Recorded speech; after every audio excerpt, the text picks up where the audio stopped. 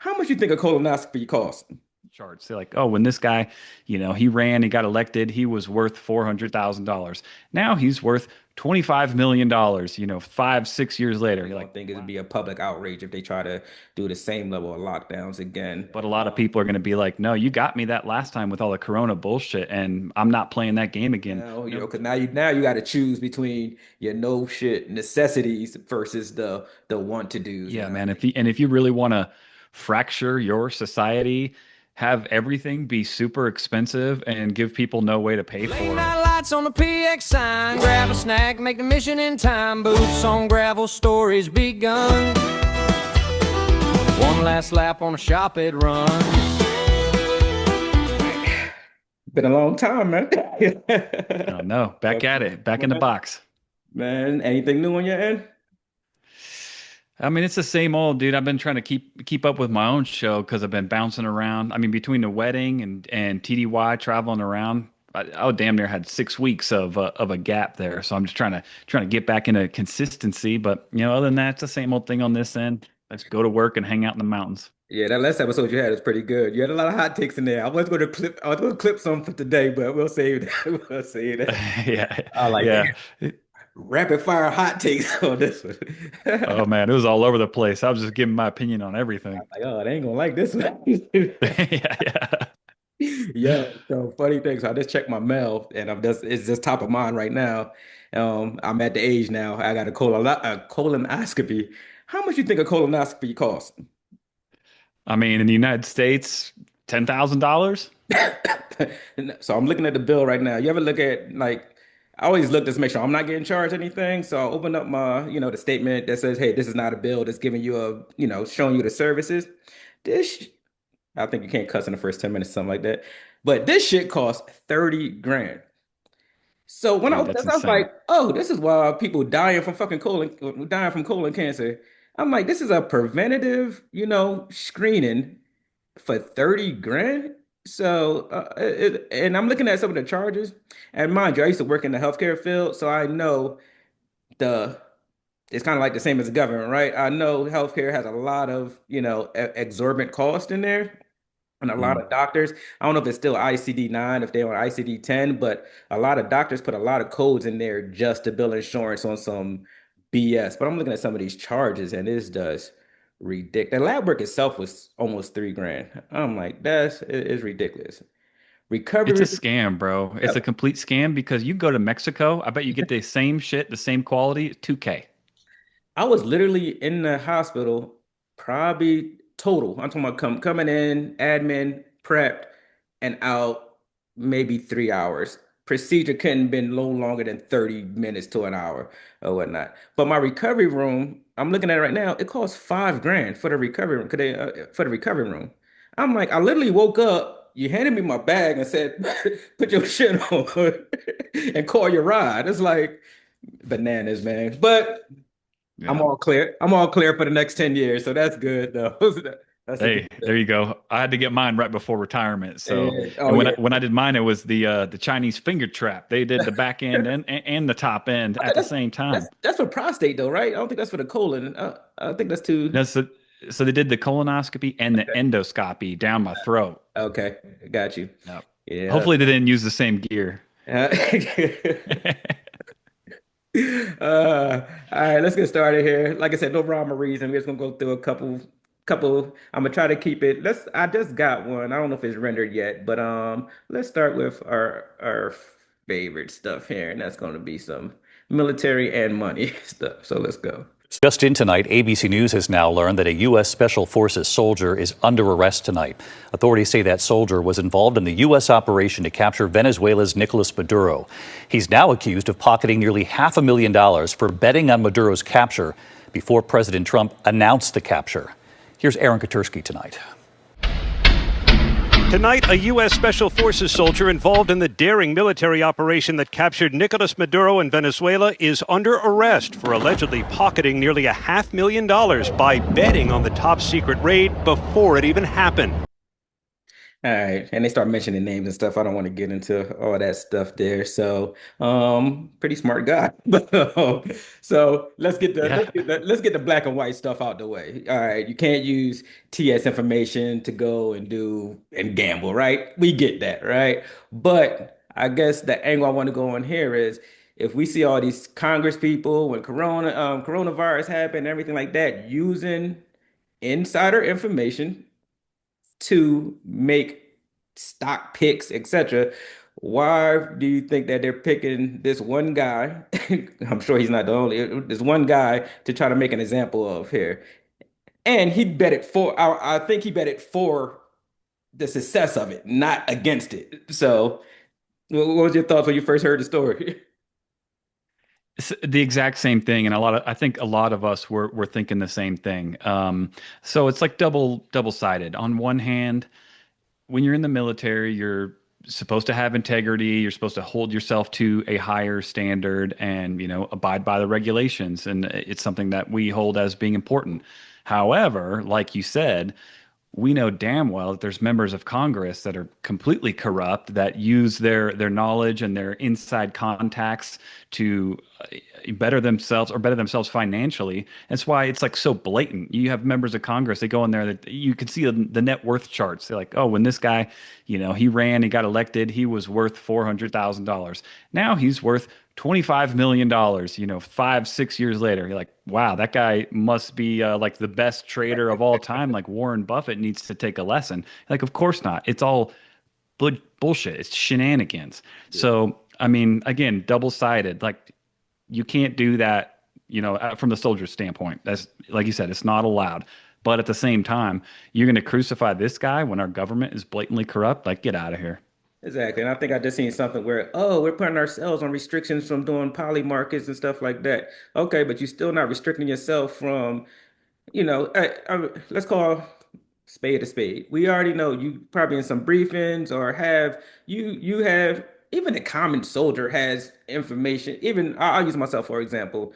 I'll use myself for example. When we was at division, one of my peers kind of told me about Palantir. I see went and did the Palantir training, got a login and came back and was saying, hey, what are you using to kind of what are you using for your database management and stuff like that? And he showed me, hey, oh no, I just went to the Palantir class. Let me show you Palantir this, that, third, and what it can do or whatnot, right? And so the average soldier has information on what the government uses on a regular basis and stuff like that. So, but again, it's less a slap in the face when you want to crucify a guy. And I say cruiser, do what you got to do on the military justice side, but you want to post him up on, on mass media and use him as a poster child when this been going on in Congress and et cetera for this long amount of time. As you said, you're getting paid a couple hundred grand a year, and you have portfolios in the 20s and 30s of millions. It's just like, it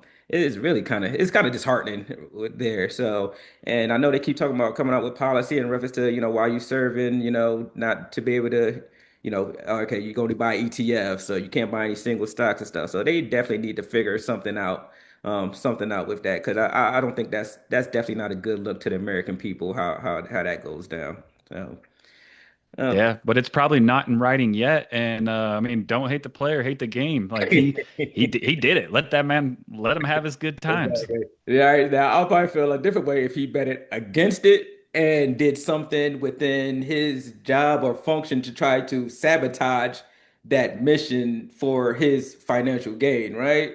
No, no. But you could kind of say, hey, no, I believe in America. I believe in our skill set. I believe that we're going to get this done. And I'm going to put my money where my mouth and my training is and bet on the success of America and getting this mission done. So what you gonna do?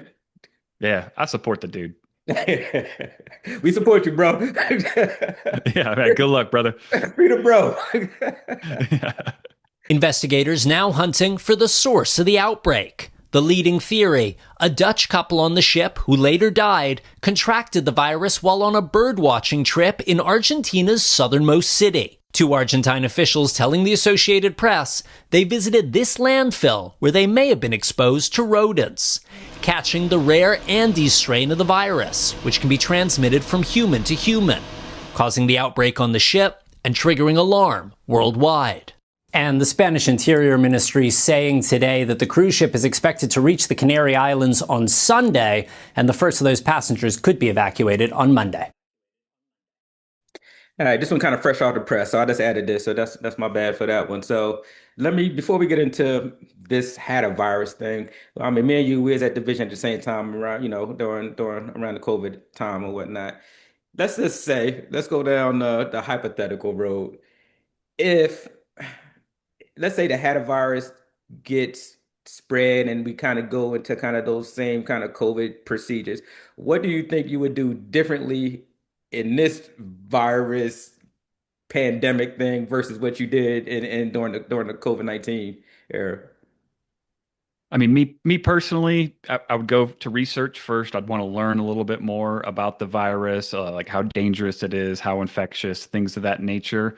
But at the same time, because of the corona shenanigans, and I think a lot of society would be going along the same route, they're going to be like, nope, you fooled me once. Once you start talking about lockdowns and masks and 6 feet or whatever, everyone's going to reject it wholly. And it's unfortunate because what if the next one is super dangerous? But a lot of people are going to be like, no, you got me that last time with all the corona bullshit, and I'm not playing that game again. No jabs, no masks. I'm going to do whatever the fuck I want. And I think a lot of people are going to disregard if there was any type of pandemic protocol. Half the population's disregarding it right away.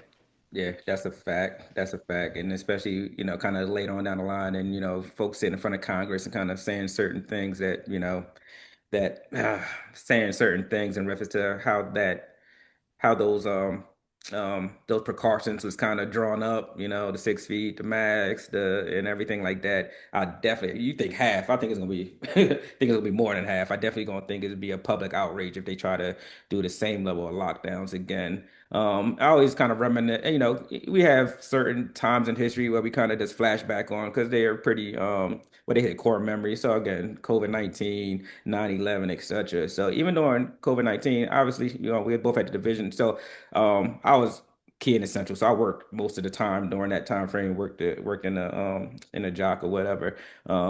But we worked our schedule, so we kind of had me, Larry, and crew. We worked our schedule, so we kind of had a block of time off too, and kind of that's when they kind of let us start going to work. But what I noticed, I think that was the kind of the first time in my military career that I really had to got a time to reflect and kind of see that, oh, family's important, because even I was separated during that time. But when that was happening, I'm like, oh man, let me get back with the family to see, we don't know where this is going or whatnot.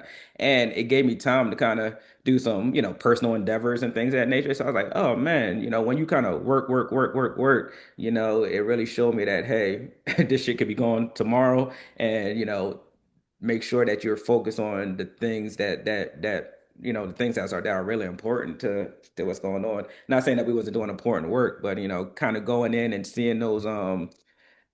We had a big screen and had kind of the numbers running. I forgot who was kind of what organization was running the numbers or whatnot. And I wanted to go in there every day and I look like, ain't no way those numbers are true. Impossible that those numbers are true or whatever. But obviously we got out of that. But I definitely agree with you, and I'm going more than 50%. I don't think people are going to rush out and get a jab. Obviously we was kind of that's down at that time is you either get it or you get out or whatever. And I think folks are it's gonna be a tough time kind of trying to sell that one again. So but we'll see where this is going. I think that's the update. They actually let the people off the boat. I think everybody was like, hey man, keep them on there, figure it out. Airdrop them some food and everything like that. So we'll see where this is going from there. They're doing the contact trace stuff now. So we'll see. I But know when it first kicked off, it was like, what are they going to do? Just leave them on there? Is it just going to turn into a damn ghost ship or what? yeah, I mean, I guess technically, if you're on a cruise ship, you could probably you probably don't have you probably have more first aid. You probably don't have no like life-saving equipment on there. But for the folks that are good, you could keep them on there. Airdrop them some food. Once in a while, Hey, man. you're quarantined on a cruise ship. it could be worse.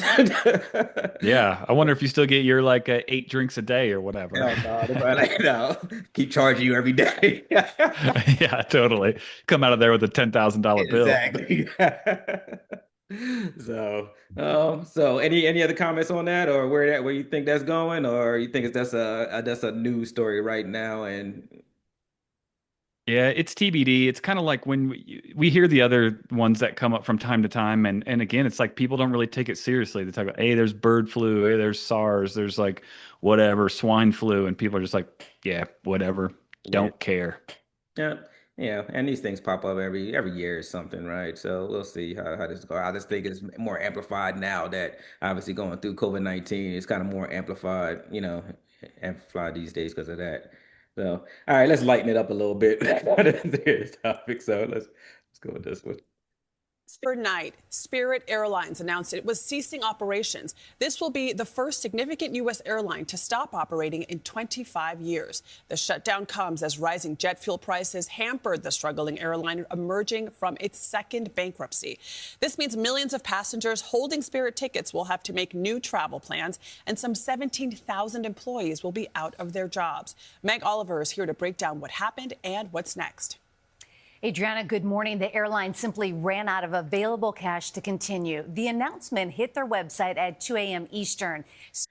All right, so the banana in the sky is no more. Oh, let's take a moment of silence for Frontier. I mean, for Spirit.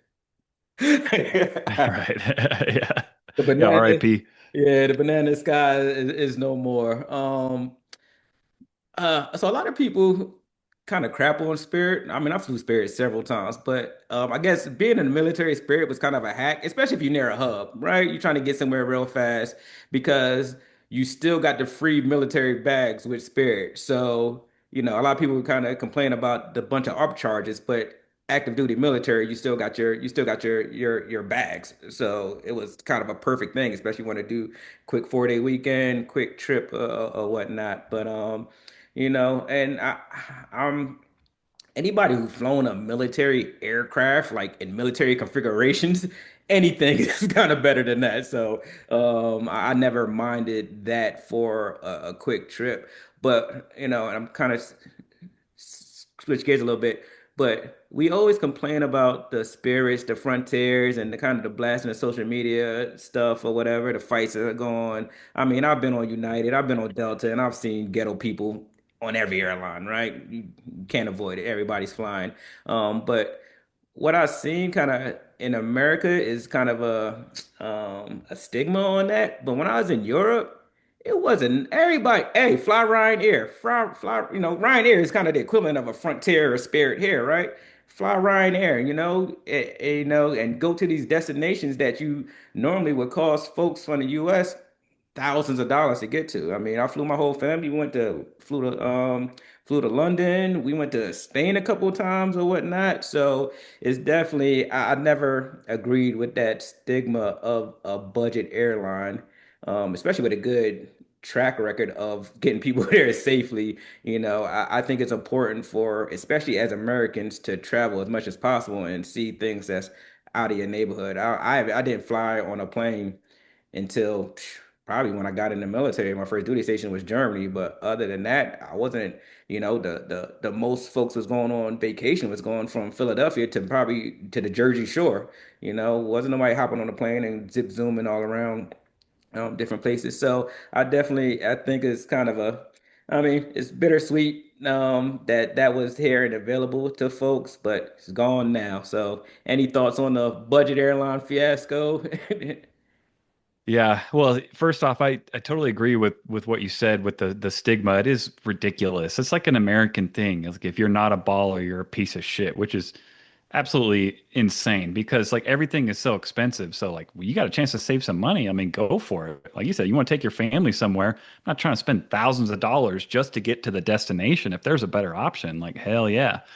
But as far as them suddenly going out of business or announcing that closure, it was sudden, and I kind of feel bad for all the employees and even the travelers that were getting ready to go somewhere. That was probably just a mess. So it's unfortunate to lose that option. But I was reading this breakdown, and I was kind of like, I wonder how that happened. So apparently, during the Biden administration, and this is not like a political take, but there was an attempted merger between Spirit and I believe it was JetBlue that they denied and wouldn't let them do because they were saying it was like a monopolization thing, which is fucking ridiculous because even then, if they would have merged, they're not touching United, Delta, Right. or Southwest, the other major airlines. So there's some shenanigans going on that, with some sort of lobby or somebody that had a vested interest to prevent that. So that was some bullshit. So if you want to blame someone, you can blame the administration or the people that prevented that merger. If you do want to point fingers, that's where you point them. But I mean, it is what it is now. You know, like I said, it sucks to lose an option.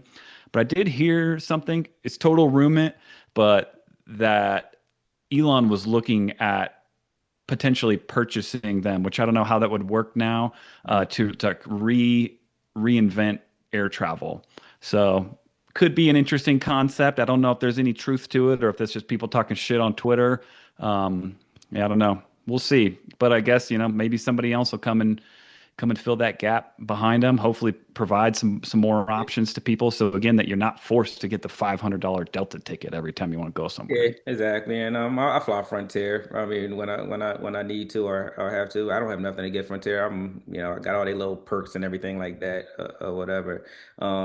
Yeah, from that angle of people losing their jobs, and we've seen that a lot with, com companies downsizing or losing, things that's kind of getting switched out through AI or efficiencies of that nature. But obviously, when we start this conversation, I'm looking at this bill, obviously I got insurance, so I'm not paying, that bill per se out of pocket. But you gotta think again, you lose your job, you're gonna have hopefully get unemployment for, a certain amount of time, but it's gonna come down to the end of a line where it's gonna be like, oh, I gotta find something else to do to cover these expenses. And it's kind of disheartening again when I just look at that bill and I'm like, damn, that's a preventative care thing. A preventative care thing should not cost that much money.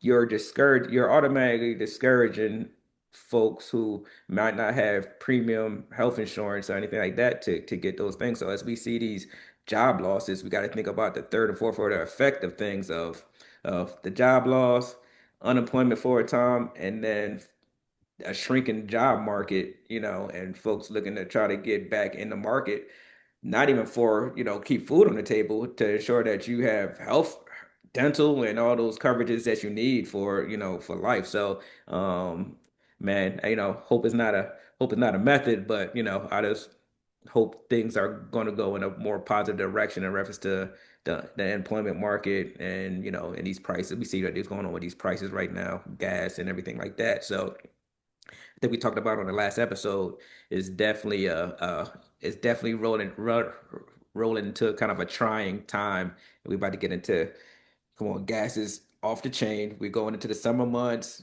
Folks going to travel. Everybody got to sit down now, because now you got to choose between your no shit necessities versus the want to do's. And I think that's where we're starting to trend to. Yeah, man. If you really want to fracture your society, have everything be super expensive and give people no way to pay for it, you're gonna have some serious problems at that point.